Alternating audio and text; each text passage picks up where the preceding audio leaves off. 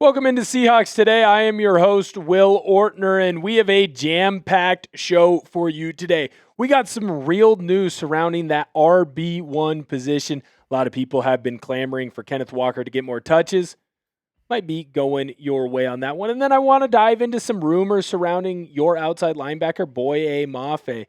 There was a report released on ESPN that had him as one of the top free agents in this 2026 class. Might be a bit too early, but I do want to dive into those rumors as well. Before we get into it, though, sound off right now in the comments section. Who do you think should be RB1? Should it be Kenneth Walker? Should it be Zach Charbonnet? Give me your initial leanings right now in the comments down below. Now, I do want to say a special thank you to the Athletics' Michael Sean Dugar. This is his tweet that we got on McDonald and what he had to say about who is going to be getting the bulk of the carries for the Seahawks. He said that Ken is showing that he deserves some more opportunities, not just on the ground game, but in the passing game as well. And if you've been paying attention ever since I took over the channel here on Seahawks Today, I actually have been pretty much a big Zach Charbonnet guy. I have been a little bit of a Kenneth Walker doubter, and at this point, I'm wrong. I'm just flat out wrong. I thought that I had a pretty good point. Walker was dealing with a lot of injuries, not just in last season, but in training camp when we did see him. He didn't look all that fast early on, and as he's gotten back from his injury, he's clearly shown that he is the better running back between him and Charbonnet. I mean, yes, there's a little bit more carries that are going to go Kenneth Walker's way. Now, some of that is because Charbonnet did miss a game, but at this point, Walker's almost doubled up his rushing yards number. Now, he has less touchdowns, but Charbonnet's got more opportunities to score those touchdowns. But I think the key point that you need to look at is that rushing yard average. Right now, Kenneth Walker, flat out, he just gets more yards per carry. That's not really an attack on Charbonnet. I still think that there's plenty of uses for him, and we'll get into that more in a little bit. But right now, with what we're seeing in the receiving game as well as in the rushing game, it has to be Kenneth Walker. He's gotten a lot of that speed back, and he really fits into the scheme and the system that Clint Kubiak wants to play here in Seattle. He wants to have a rushing attack that is attacking the edges, getting to those off-tackle spots, because he wants to use a long zone scheme. Who fits that better, Kenneth Walker or Zach Charbonnet? Kenneth Walker, he's the faster player. He's the guy that can get to the outside easier. Charbonnet just can't do that right now, and that's okay. There's still plenty of room for Charbonnet, but right now it does seem to be Kenneth Walker's job to lose. Let me know what you think. I'm coming back to you because I wanted to hear what your initial lean was. Let me know what your lean is after looking at the stats. Is it Kenneth Walker? Type KW down below. Is it still Zach Charbonnet because in your mind, hey, he's more of that physical running back. It needs to be more of a two-back system. Keep going 50-50 on the carries. Type ZC down below. I've already kind of gone through it a little bit, but my true take on this is Kenneth Walker has shown you from the beginning of the year till the end of the year that he deserves more touches. And I think that Mike McDonald does a great job of this. Just look at the defense. When you started the year out, because of the preseason play and because of the play in week 1, Josh Jobe earned more cornerback reps over Reek Woolen. He became your cornerback number 2. Why was that? Because his play on the field fit the scheme better. He played at a higher level. He wasn't allowing wide receivers to get catches on him that Reek Woolen just simply was. Basically, right around that Houston Texans game, right around when you got to the halfway point of the halfway point, Reek Woolen started performing better. Reek Woolen started fitting the scheme better. Reek Woolen got more snaps against the Rams, and frankly, he deserved them. I think it's the same thing here with Kenneth Walker. Man, he fits what this offensive line wants to do a lot easier. They want to get out in space. There's a reason why you have a smaller center when he's not on IR in Jalen Sundell. Why? Because he can get to that linebacker easier. Gray Zabel, known for his speed. He's able to get to the edges quicker. He gets more reaches. You need a faster back in that backfield for the Seattle Seahawks if you want to get this run game to the full potential that it needs to be.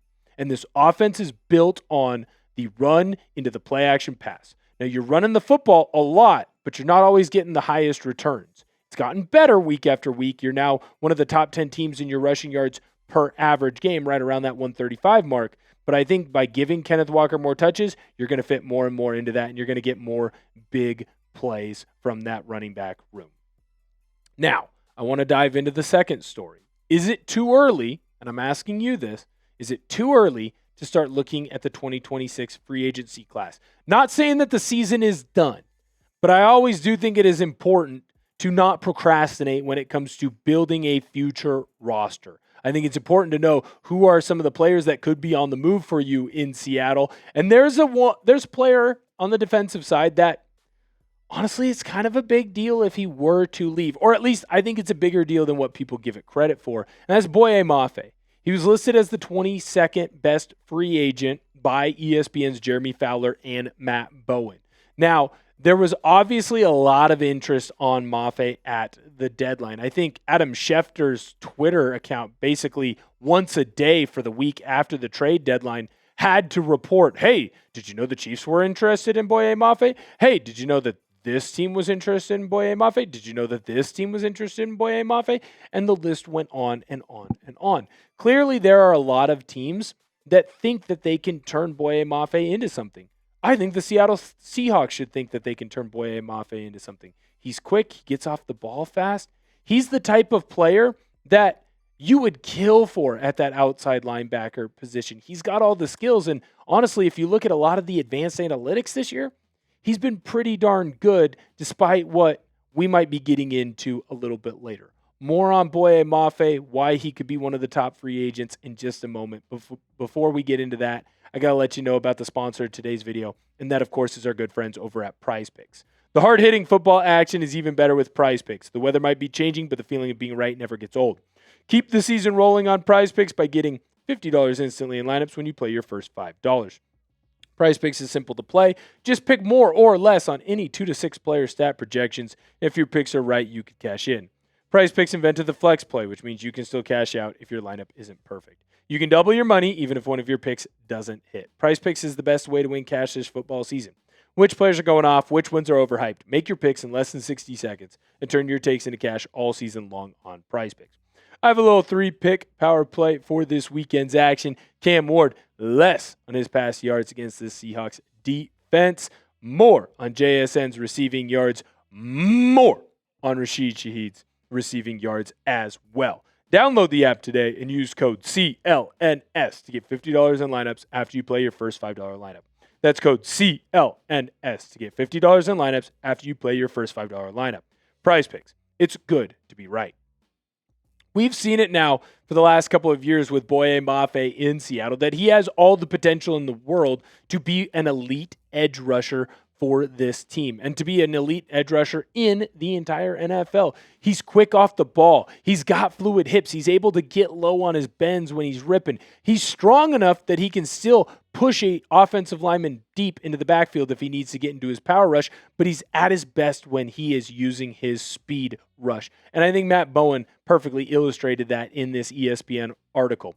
Mafe has an explosive first step, which allows him to attack the edges of the offensive tackles. Offensive tackles hate it when you get to a spot before them. Mafe does a great job of that.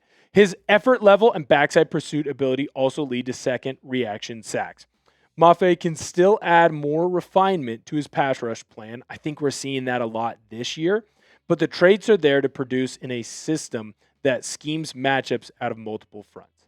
And when you look at the career stats for Boye Mafe, I think that you would see a lot of progression towards that. You would see that early on in his career when he was, in the Pete Carroll system, there's a high sack output.